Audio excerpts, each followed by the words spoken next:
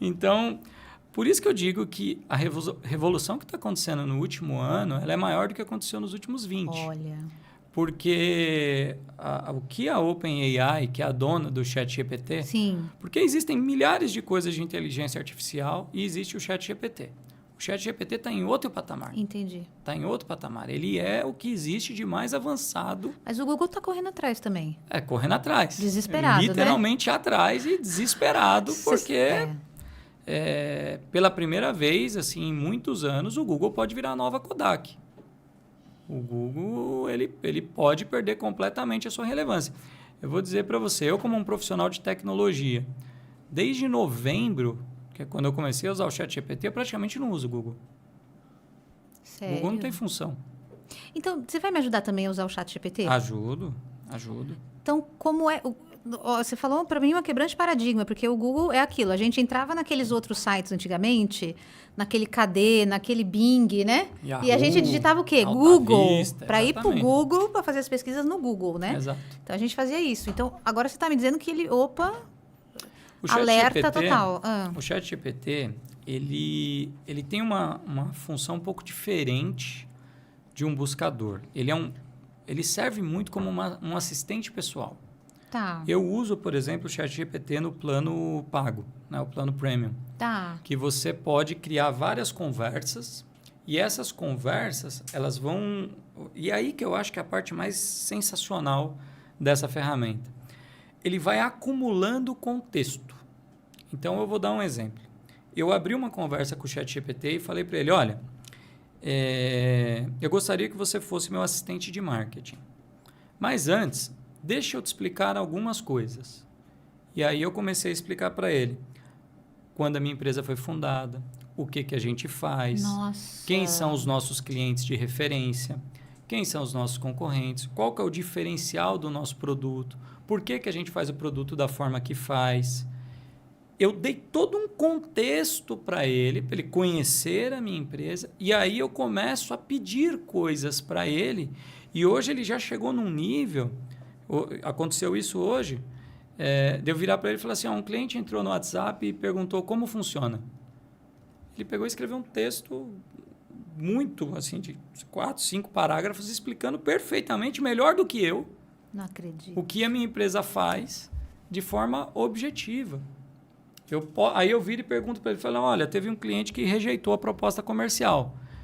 Aí ele já me dá uma resposta falando, legal, envie essa resposta. E na resposta já está lá, fulano, eu entendo que a proposta nesse momento possa não fazer sentido, mas nós estamos à disposição para o serviço X, Y, Z. Espero que no futuro a gente volte a conversar e tal. E ele faz toda uma resposta melhor do que eu faria. Em milésimos de segundo. Em milésimos de segundo. E ele passa cada dia mais a entender mais sobre o negócio. Então, vai construindo uma relação... Ela vai ficando mais inteligente. Ele vai aprendendo. Vai ficando mais inteligente. E esse que é o salto de produtividade. É como se você tivesse... É igualzinho um funcionário que você traz ele, no primeiro dia ele sabe muito pouco, depois ele começa a saber mais, e depois de um tempo ele já sabe tudo como funciona. Nossa, então ele vai aprendendo. E aí que está o ouro. O ouro não está na primeira pergunta que você faz. Porque a primeira pergunta ele vai te dar uma resposta genérica. Só que aí você vai dando informação para ele. E às vezes eu peço para ele, por exemplo, descreva para mim um projeto que faça isso. Aí ele dá a primeira descrição. Quando ele dá a descrição, fala, eu gostaria que você desse ênfase nesse tópico. Aí ele reescreve dando ênfase. Fala, agora eu queria que você pegasse esse tópico e aumentasse para 3 parágrafos. Porque às vezes ele escreveu em uma linha e eu queria mais detalhe. Aí ele aumenta aquele trecho em 3 parágrafos. Então, ele é uma ferramenta de produtividade. Eu acho que esse é o grande lance do ChatGPT. Ele é um oráculo. Mas não adianta você ter um oráculo que tenha todas as respostas se você não sabe fazer as perguntas. Exatamente. Eu vejo que a maioria das pessoas, eu mesmo, não sabia nada, como usar. E você está mostrando na prática como usar. O ChatGPT é uma ferramenta que ela ajuda muito pouco. E aí que eu acho que a parte mais dura do negócio, ele ajuda muito pouco o profissional júnior. Porque não sabe nem o que perguntar. Ele não ainda, sabe né? o que perguntar. Ele não sabe o que perguntar. Agora, o profissional sênior, ele ganha rapidamente, assim, com algumas semanas, ele ganha de 30% a 50% de produtividade. Com tranquilidade. Com tranquilidade, 30% a 50% de produtividade. Maravilhoso. Um profissional sênior ganha e de diversas áreas, tá? Porque a gente já fez testes lá, tanto para programação, no sentido de eu virar para o ChatGPT e falar, olha, eu preciso criar um exemplo bobo que eu mostrei para uns alunos em uma classe. Falei, olha, ChatGPT, eu preciso criar um sistema para cadastro de veículos. Cada veículo tem uma marca, um modelo, um ano, um preço de compra, um preço de venda, uma foto e uma avaliação de até 5 estrelas. Crie para mim a tabela do banco de dados. Aí ele dá para você o código para você criar a tabela do banco de dados. Aí você fala, agora crie para mim o HTML e o script que vai gravar esse dado no banco de dados. Mas não esqueça de validar que o campo X, Y, Z são obrigatórios. Ele vai e gera aquele código. Você vai pegando esses códigos e vai juntando. O que acontece? Você ganha produtividade. Sim. Não quer dizer que você não precisa mais de um programador. Você precisa. Só que o programador não precisa ficar fazendo aquele trabalho repetitivo de digitação. Eu falo que para programação, ele é como a revolução industrial foi para o universo fabril, onde você tinha lá 50 pessoas para fazer um carro, 100 pessoas para fazer um carro, e aí você passou a ter 3, 4 caras operando alguns robôs. É basicamente a mesma coisa que está acontecendo quando eu falo de programação. Quando você vai, por exemplo, para a área de produção de conteúdo, você poderia, na verdade, ter colocado ali dentro do ChatGPT quem eu sou, o que eu faço, qual que é a minha formação, e dizer que você gostaria de fazer um podcast comigo de 1h30 e pedir para ele organizar em tópicos. Ele ia organizar para você assim, do minuto 1 ao minuto 10, fale sobre tal assunto, do 10 ao 20 fale sobre tal assunto.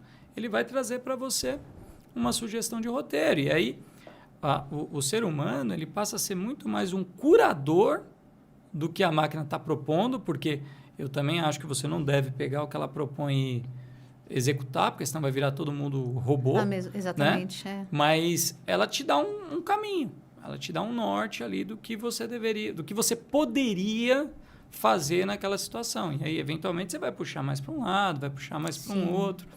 E olha, é cada tipo de coisa que eu venho testando. Né? Eu falei aqui roteiro, falei de programação.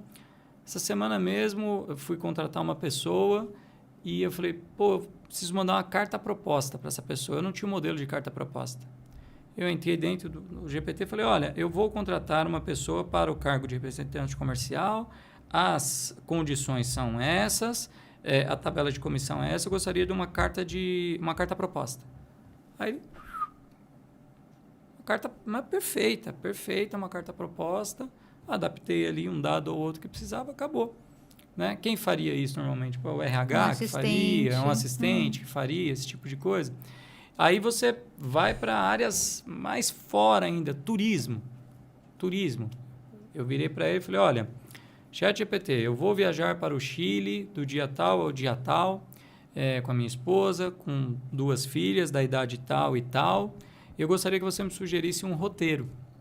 Aí ele vem, dia 1, dia 2, dia 3, dia 4. Aí eu fiz um teste, que acho que no 3º dia ele sugere visitar uma vinícola. A Contitoro. Aí eu respondo ele falando assim, olha, minha esposa está grávida. Aí ele, então desculpa por ter sugerido a vinícola. Nossa, incrível, desculpa ter sugerido a vinícola. E ele vai e substitui por outro tipo de atividade. Eu falei, ele já colocou atividades dentro do roteiro que são interessantes para crianças de 4 e 8 anos, porque eu dei a idade das minhas filhas. Então, quem faria isso? Um profissional de turismo? Um consultor de turismo? Então, assim, a ferramenta ela está aí. E eu estou assombrada com a ferramenta. Aí a gente pode fazer igual... Tem uma história que é engraçada, que a tecnologia ela é sempre assustadora, né? Sim. A primeira exibição de cinema da história, né?